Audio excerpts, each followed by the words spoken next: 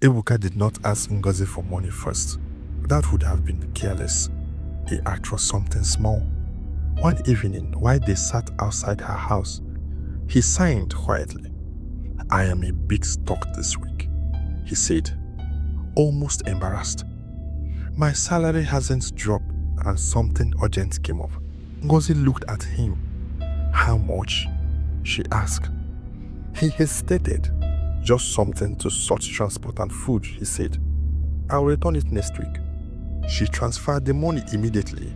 No debates, no suspicion. Ebuka smiled, not in gratitude, but in confirmation that the soil was fertile. He paid her back on time exactly as promised. Trust deepened. 2 weeks later, another request came. This time the story was different. "My younger cousin needs help," Ebuka said. "School fees? I don't want to disturb you, honestly." Ngozi frowned. "You always say that," she replied. She sent the money anyway.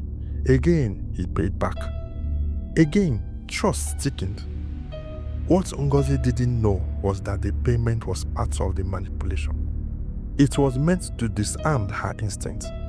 The third time, he didn't frame it as a problem. He framed it as an opportunity. "I've been thinking," Ebuka said one night. "I want to start something serious." Ngozi leaned back. "What kind of thing?" "A supply business," he said. "Fast-moving goods, very profitable." He describes the business very confidently. Warehousing, distribution, quick turnover.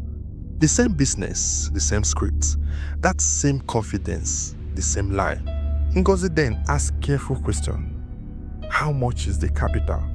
Where will it be based? Who are your partners?" Ebuka answered smoothly. "Numbers without documents, names without faces, plans without structure." Or he did something smarter. He added humility. "I know you will be careful," he said. "You are not like other women who rush." That sentence killed her doubt, because no one wants to be the woman who doubts too much.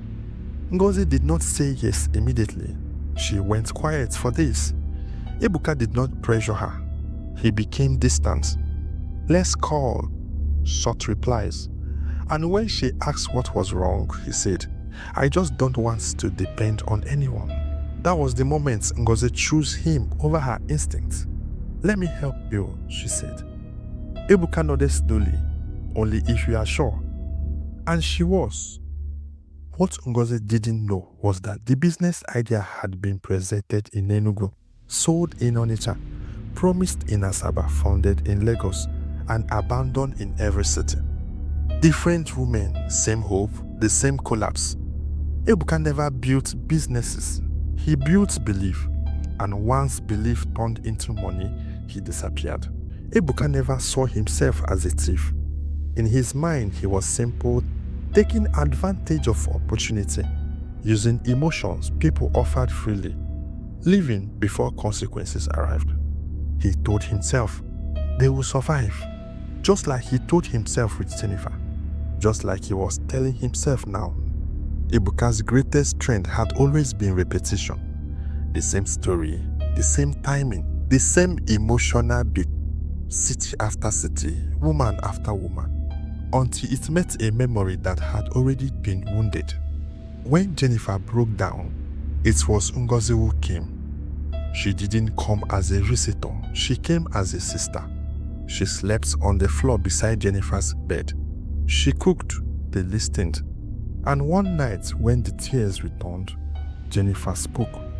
Not in anger, not in drama, not in exhaustion. She told Ngozi everything. How she met Ebuka, how he spoke softly, how he introduced a business idea that sounded reasonable, how the help started small, and how it grew, how he avoided pictures, how no one truly knew him, how one morning he vanished. As Jennifer talked, Ngozi went quiet, very quiet. She didn't interrupt, but something inside her shifted, because right now, she had heard this story before, not from Jennifer, but from the man now calling himself Collins. Different city, different name, same script.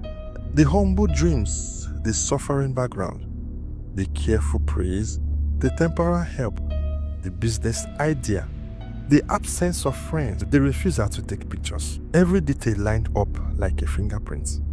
In Enugu, he was Ebuka. In Abia, he was Collins. But the name didn't matter because the pattern was the same. And patterns don't lie.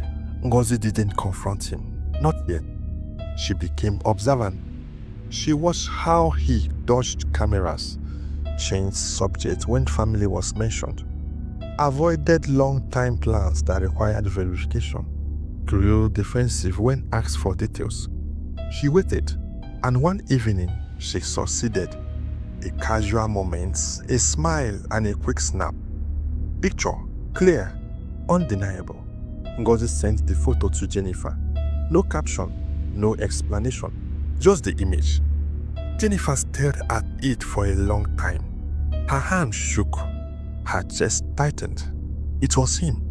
The same face, the same eyes, the same man who had walked out of her life with 10 million naira. The same lie had crossed paths with the truth. Ebuka believed moving cities erased consequences. He believed changing names reset history. He believed women suffered quietly and moved on. But he forgot one thing. Women talk and pain remembers, and truth has patience. This time, the story had been told twice, and the second listener was already inside the lie. Ngozi did not change, not on the surface. She still laughed at Ebuka's jokes, still listened when he spoke about business, still nodded when he talked about suffering and vision. But something in her eyes had changed. She stopped reacting and started observing. Every conversation became evidence. She let him talk, and Ebuka loved to talk. He repeated the same story Jennifer had once heard: the unfair system, the lack of support, the drinks distribution dream, the need for capital, and the promise of fast return. Ngozi never challenged him. Instead, she encouraged him. "You think big," she said one night. "You just need the right people." Ebuka smiled because the line had always worked. As weeks passed, Ebuka grew comfortable, careless. He contradicted himself without noticing. One day he said he had never worked in Enugu. Another day he mentioned Coca-Cola warehouse there. One day he claimed he had no serious past relationship. Another day he complained about a woman who did so much for him. Ngozi remembered everything. She documented dates, recorded voice notes, saved chat, screenshotted promises, and slowly she guided him. "If you had serious funding," she asked casually, "how much would you need to scale properly?" Ebuka didn't hesitate. 15 million, he said at least. He leaned forward, excited, hungry. For the first time, his ambition showed in his teeth. Jennifer didn't rush. She had learned patience the hard way. With Ngozi's guidance, she took everything to Chief Eze.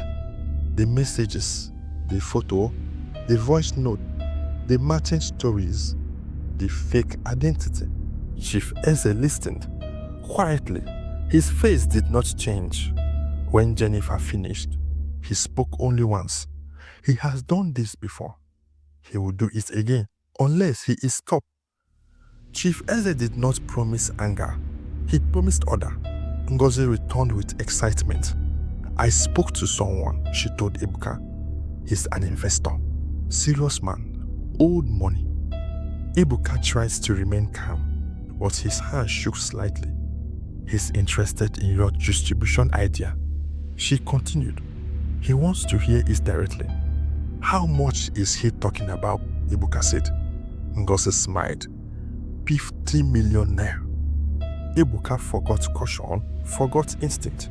He forgot that lies collapse when examined too closely, and he agreed immediately. The building was quiet, bright and clean. Ebuka wore his best shirt, practiced his speech in the car, imagined his escape routes afterward. Inside the conference room, he saw Chief Eze, calm, measured, Then he saw Jennifer, alive, still watching him. Ebuka froze. For the first time, his script failed him. Chief Eze didn't shout. He asked questions, simple ones. Date, figure, names, location. Ebuka spoke and contradicted himself. Jennifer said not. The evidence spoke for her. The recording, the messages, the pattern. The lie collapsed under his own weight. Security entered quietly. Police followed. Ebuka did not run because he could not. Ebuka was arrested, charged, investigated. His other victims surfaced, different cities, different names, the same story. Jennifer got her money back, every naira, not as charity but as restitution. Jennifer did not celebrate. She breathed. For the first time in months, Ngozi hugged her. Chief Eze nodded one. Justice did not shout his arrival. Ebuka thought changing cities erased the past, but patterns remember, women remember, and the truth never forget.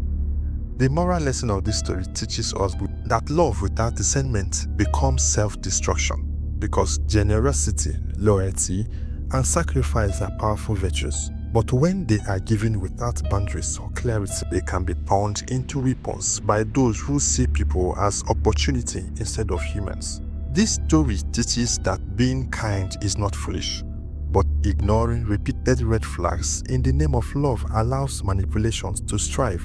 Trust must work hand in hand with wisdom, and anyone who truly loves you will never require you to bleed to prove it.